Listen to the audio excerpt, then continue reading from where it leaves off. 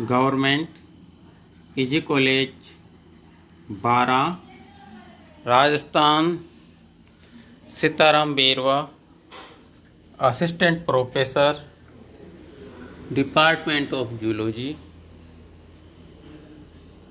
BSc third year, paper third, BSc third year, subject zoology, paper third. Kota university of Kota के syllabus के according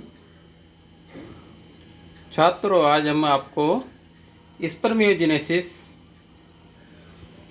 के बारे में अध्ययन कराएंगे, जिसे शुक्राणु जनन भी कहते हैं। इससे पहले हमने आपको स्पर्मेटोजेनेसिस के बारे में बताया था। आज हम स्पर्मियोजेनेसिस के बारे में आपको बताया जाएगा, जिसमें स्पर्मियोजेनेसिस की डेफिनेशन और किस प्रकार से स्पर्मियोजेनेसिस होता है। गोल तथा गतिहीन स्पर्मेटिड का गतिशील तथा धागेनुमा स्पर्म में चेंज होना ही स्पर्मियोजेनेसिस कहलाता है।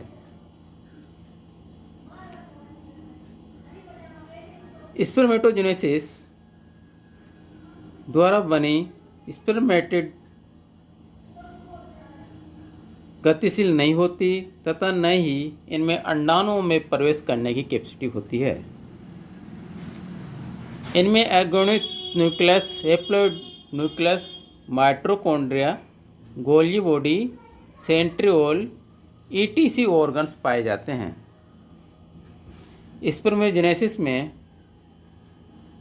अनेक परिवर्तन होते हैं, चेंजिंग होते हैं तथा अधिक मात्रा में पदार्थ को त्याग भी किया जाता है। स्पर्मियोजेनेसिस में स्पर्मेटिड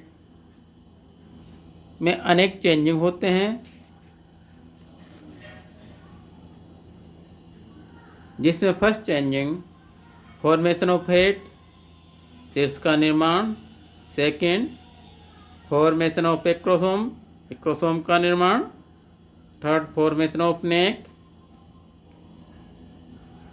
गिरवा का निर्माण। Fourth, formation of middle piece, मध्य भाग का निर्माण। Last, formation of tail. इस प्रकार से first number formation of head, शीर्ष का निर्माण। स्पर्म का शीर्ष एक्रोसोम तथा न्यूक्लियस से मिलकर बनता है। स्पर्मेटिड के न्यूक्लियस में जल की हानि होती है, जिसके परिणाम स्वरूप क्रोमोसोम एक अत्यधिक मास या पिंड के निर्माण करता है तथा साथ में आरएनए तथा न्यूक्लियोलस की भी हानि होती है। न्यूक्लियस में केवल आनुवंशिक पदार्थ शेष बचता है। इसी के साथ स्पर्मेटिड सेल्स के न्यूक्लियस की आकृति में भी परिवर्तन प्रारंभ होते हैं। अधिकतर एनिमल्स में यह न्यूक्लियस इलोंगेटेड, दीर्घित हो जाता है तथा साथ में कुछ डिफरेंट टाइप की शेप ग्रहण कर लेता है और धीरे धीरे न्यूक्लियस की स्थिति एक्सेंट्रिक तथा उत्केंद्री प्रकार की हो जाती है। न्यूक्लियस साइटोप्लाज्मा के एक थिन लेयर जैसे आवरण से आवृत रहता है। Next, formation of acrosome, acrosome का निर्माण। स्पर्म के शीर्ष के अग्रभाग में एक टोपीनुमा स्ट्रक्चर के रूप में पाया जाता है। एक्रोसोम का निर्माण गोल्जी बॉडी से होता है। स्पर्मियोजेनेसिस की प्रारंभिक अवस्था में स्पर्मेटिड में गोल्जी बॉडी की सिस्टर्नी स्मॉल वेक्यूल्स छोटी धानियों के चारों ओर अनेक पंक्तियों या मेनी लाइन्स में वर्ताकार क्रम में अरेंजमेंट हो जाते हैं चारों ओर, और मध्य की एक वेक्यूल्स तथा एक से अधिक वेक्यूल्स आपस में मिलकर एक बड़ी वेक्यूल्स बना लेती है। इनमें गोल्जी बॉडी के स्त्रावन से एक सघन कण प्रोएक्रोसोम ग्रैन्युल्स निर्मित होती है। प्रोएक्रोसोम कणिका युक्त धानी बड़ी हो जाती है। इसे एक्रोसोम वेसाइकल कहते हैं। प्रोएक्रोसोम ग्रैन्युल्स भी आवर्धित होकर एक्रोसोम ग्रैन्युल्स बनाती है। अब एक्रोसोम वेसाइकल्स से द्रव्य पदार्थ निष्कासित कर दिया जाता है।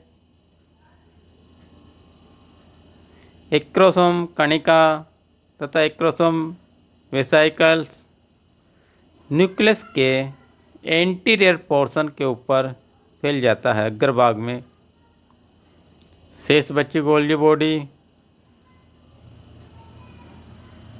का प्रतिक्रमण हो जाता है तथा अंत में यह गोल्जी रेस्ट के रूप में स्पर्म द्वारा एक साइट के रूप में इसको निष्कासित कर दी जाती है, जिसको आगे डायग्राम के द्वारा शो किया जा रहा है। Next, formation of neck. Sperm में नेक का निर्माण सेंट्रिओल द्वारा होता है। स्पर्मेटिड सेल्स में प्रारंभ से ही दो सेंट्रिओल्स उपस्थित होते हैं। ये सेंट्रिओल्स बेलनाकार होते हैं तथा आपस में समकोणिक होते हैं।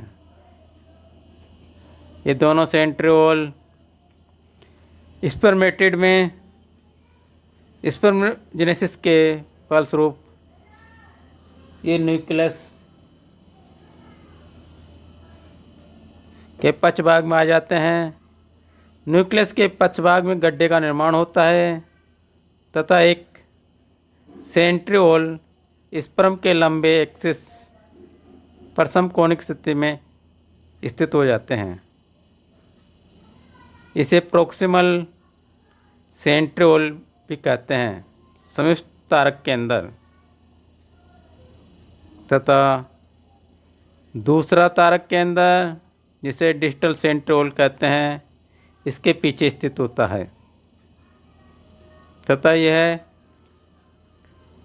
एक्सिल अक्षय सूत्र या एक्सिल फिलामेंट का निर्माण करता है जिसे डिस्टल सेंट्रिओल कहते हैं। Next, formation of middle piece. शुक्राणु के मध्य खंड का निर्माण माइटोकॉन्ड्रिया द्वारा होता है। डिस्टल सेंट्रिओल केंद्र द्वारा एक सेल फिलामेंट का निर्माण करता है तथा धीरे धीरे ये पीछे की ओर ग्रोथ करता है। स्पर्मेटिड के सभी माइटोकॉन्ड्रिया इस सूत्र के चारों ओर इकट्ठे होकर सर्पिल कुंडलियों सहित एक मोटा आवरण का निर्माण करते हैं। ये स्थिति को नेबन करण कहते हैं। माइटोकॉन्ड्रिया स्पर्म को ओवा की ओर गमन के समय ऊर्जा प्रदान करते हैं। स्पर्मेटेड का अधिकतर साइटोप्लाज्मा रिड्यूस हो जाता है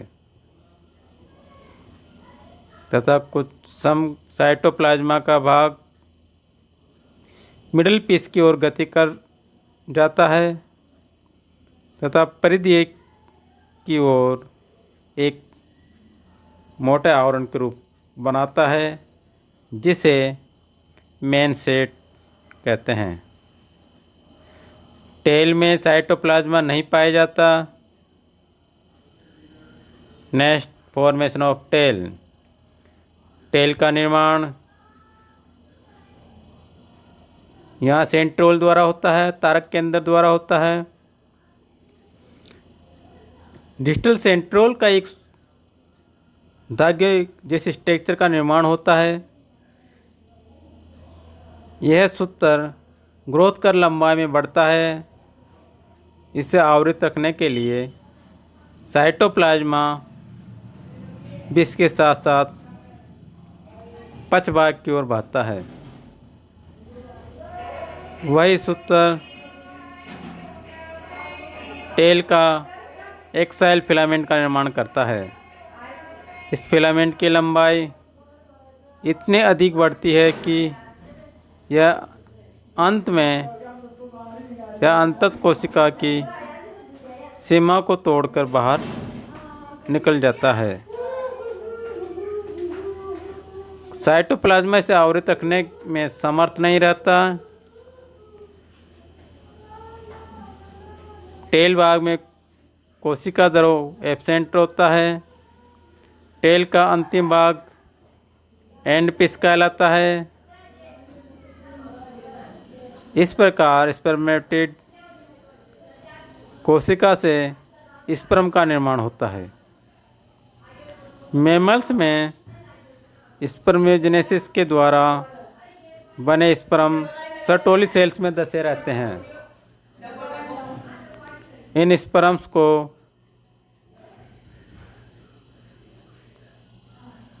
की पूंछ या टेल शुक्रजनक नलिका की लुमेन की ओर इंगित रहती है।